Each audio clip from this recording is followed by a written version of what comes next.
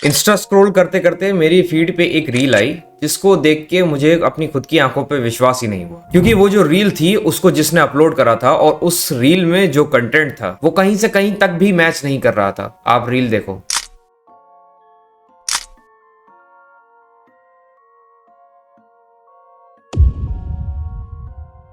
आप शायद समझ ही गए होंगे कि ये क्या कहना चाह रही है, और अब आपको ये भी समझ आ गया होगा कि इसमें मैंने ऐसा क्यों कहा कि जिसने इस रील को अपलोड करा था वो और इस रील में जो कंटेंट है वो कहीं से कहीं तक मैच नहीं कर रहा, क्योंकि अपलोड करने वाली एक बच्ची है और रील में कंटेंट जो है वो 18+ है। मगर सिर्फ यही नहीं, इस रील को देखने के बाद मुझे कुछ और भी याद आया। इसने तो मुझे एक बार डीएम भी कर रखा है। जी हाँ, इस लड़की का दिसंबर 21, 2024 के दिन मुझे डीएम आया था जिसमें इसने काफी कुछ बताया था जो कि मैं आपको यहाँ पे दिखा नहीं सकता, पर इसने ये कहा था उसमें कि ये सब ये कॉपिंग के लिए करती है। इसका मतलब ये कि ये सब करके ये अपने प्रॉब्लम से भागती है, और इसे ये भी एहसास हो गया था कि ये सब गलत है। जी हाँ, ये देखो स्क्रीनशॉट।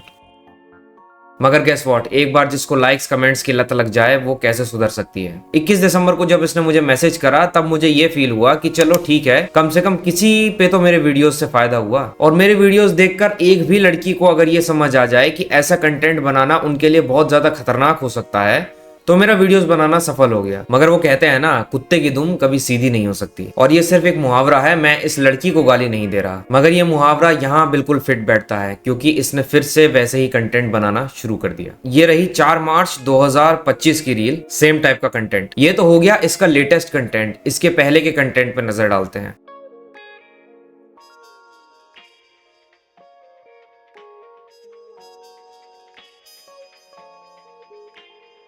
इसका मतलब समझ रहे हो, ये बच्चों के साथ होने वाली चीज को जस्टिफाई कर रही है। इसको पॉइंट आउट मत करो, ये तो डार्क ह्यूमर है। चाइल्ड रेप, चाइल्ड मॉलेस्टेशन, ये सब बहुत ही ज्यादा कॉमन है इंडिया में, और अक्सर ये करने वाले उनके जान पहचान के ही लोग होते हैं। चाइल्ड राइट्स एंड यू के एनालिसिस के अकॉर्डिंग 2016 से 2022 तक बच्चों के साथ हो रहे घिनौने काम में 96% की राइज देखी गई है, और ये डाटा सिर्फ 2022 तक की ही है। अगर 2022 की देखें तो 38,911 केसेस रिपोर्ट हुए हैं जिनमें बच्चों के साथ दुष्कर्म किया गया है, जो 2021 के 36,381 केसेस से मोर देन 2 के ज्यादा हैं। इस डेटा को दिखाने का मेन मकसद ये है कि आपको पता चल सके कि जिस चीज का ऐसे डार्क ह्यूमर वाले लोग मजाक बनाते हैं वो असल में कितनी सीरियस चीज है। मैंने पहले भी समय रैना, हर्ष गुजराल, आरुष लैला, इन सबको कॉल आउट कर रखा है कि कैसे इन्होंने डार्क ह्यूमर के नाम पे भद्दी चीजों को नॉर्मलाइज किया है। तो इस लड़की को कैसे कॉल आउट ना करूं, ये तो खुद बच्ची है। इसने मुझे अपनी एज लास्ट ईयर दिसंबर में 15 साल बताई थी। अब पता नहीं ये कितना सच है, मगर हम इस लड़की की एज को भी कंसिडर करें तब भी ये अभी सिर्फ 16 साल की ही है, जो कि माइनर एज है। मुझे तो कभी कभी ये चीजें इतनी ज्यादा शॉकिंग लगती हैं कि इस डार्क ह्यूमर ने क्या क्या खिलवाड़ करा है हमारी इस नई जनरेशन के ब्रेन के साथ। ये खुद बच्ची होकर भी बच्चियों के साथ होने वाली घिनौनी चीजों का मजाक बना रही है। और अभी तो रुको, ये डिस्गस्टिंग चीज अभी खत्म नहीं हुई है। ये देखो,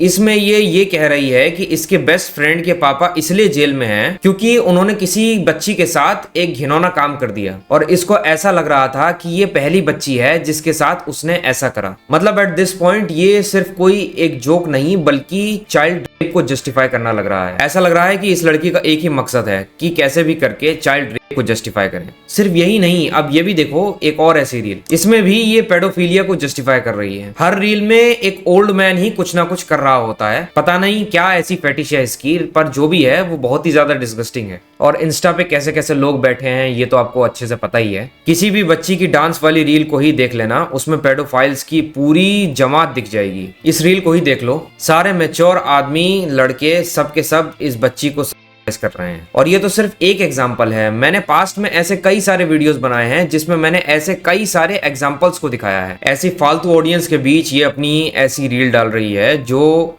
रियल लाइफ में इसको ही प्रॉब्लम दे सकती है, और इसको इस बात का अंदाजा भी नहीं है। इसको खुद कितने अच्छे कमेंट्स आते हैं, आप इस बात का इस चीज से अंदाजा लगा सकते हो कि इसके मोस्टली रील्स के कमेंट्स ऑफ रहते हैं। सोचो, जब ऑनलाइन ऐसे कमेंट्स नहीं झेल पा रही तो ऑफलाइन इन रियल लाइफ ऐसी सिचुएशंस क्रिएट होंगी, तब ये क्या करेगी। क्योंकि ये तो फेस कैम वीडियोस बना रही है, अपने फेस को खुद एक्सपोज कर रही है। अगर बाय चांस, वैसे भगवान ना करे, पर बाय चांस ऐसी रील किसी फाइल तक पहुंच गई जो इसके घर के आसपास रहता हो और वो इसके ये रील्स देख ले, तो उसे क्या लगेगा? यही लगेगा ना कि ये तो खुलेआम इनविटेशन दे रही है, क्योंकि ऐसी रील्स देख के क्रीपी को तो फ्री इनविटेशन ही लगेगा ना। ऐसा ह्यूमर दिखाना काफी ज्यादा डेंजरस हो सकता है। मुझे पता है ये मेरी वीडियो देख रही है, तो मैं तुमसे डायरेक्ट बात करना चाहता हूँ। ऐसे ह्यूमर दिखा के तुम्हें चंद लाइक्स और व्यूज तो मिल जाएंगे, मगर अनजाने में तुम बहुत बड़े रिस्क को इन्विटेशन दे रही हो। तो अगर तुम्हें थोड़ी सी भी अकल बची है तो प्लीज इस टाइप के कंटेंट को बनाना बंद करो। और मुझे ये भी पता है कि ऐसे कंटेंट बनाने का इंस्पिरेशन कहाँ से आता है। एक तो डैंग कॉमेडियंस, दूसरी काजल पांडे और सेजल जैसी लड़कियां। ऐसी लड़कियों को जब मिलियंस में व्यूज और लाखों में फॉलोअर्स दिखे होंगे तो अन्नू को भी लगा होगा कि मैं खुद को सेक्सुअलाइज कर देती हूँ, रेप जोक्स मार देती हूँ, मुझे भी व्यूज तो मिल ही जाएंगे। और ये सिलसिला यहीं तक नहीं रुकने वाला। मैं आपसे कह देता हूँ, अनु जैसी और भी लड़कियां इंस्पायर होंगी और ऐसे कंटेंट के आने वाले टाइम में बारिश होने वाली है। इसमें मैं जितना दोष अनु जैसे क्रिएटर्स का मानता हूँ, उतना ही दोष ऑडियंस का भी है, जो ऐसा कंटेंट देखकर इनको लाखों में लाइक्स एंड फॉलोअर्स देते हैं। उतना ही दोष अनु जैसे बच्चों के पेरेंट्स का भी है, जो अपने बच्चों को कम एज में फोन तो दे देते हैं मगर उन पे निगरानी करना भूल जाते हैं। और इतना ही दोष समय रैना जैसे डैंक ह्यूमर को नॉर्मलाइज करने वाले लोग, मीम पेजेस जो रेप जोक्स को नॉर्मलाइज करते हैं,